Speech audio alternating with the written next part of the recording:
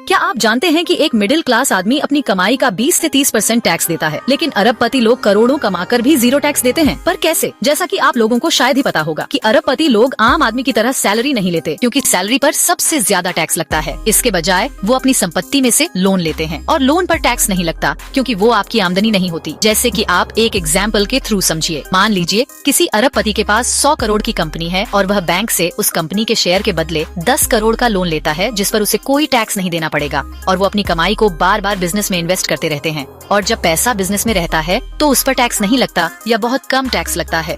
जैसे कि अगर उन्होंने 1 करोड़ कमाया और वो सारा पैसा नए प्रोजेक्ट में इन्वेस्ट कर दिया और प्रॉफिट दिखाया ही नहीं, तो टैक्स किस पर देंगे?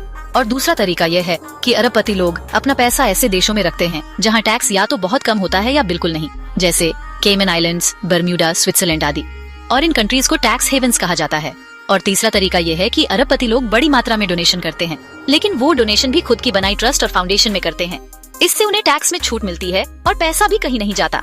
जैसे कि उन्होंने 10 करोड़ का डोनेशन किया, टैक्स भी बच गया और पैसा खुद की संस्था में ही घूम रहा है। और अरबपति की ज्यादातर आमदनी शेयर, प्रॉपर्टी या कंपनियों की कीमत बढ़ने से होती है। इसे कहते हैं कैपिटल गेन। तो दोस्तों, ये है अरबपतियों की टैक्स बचाने की कुछ कानूनी लेकिन होशियारी भरी चालें। अब आप बताइए, क्या ये सिस्टम गलत है या सही? कमेंट में जरूर बताइए। और ऐसे ही और राज जानने के लिए वीडियो को लाइक और चैनल को सब्सक्राइब करें।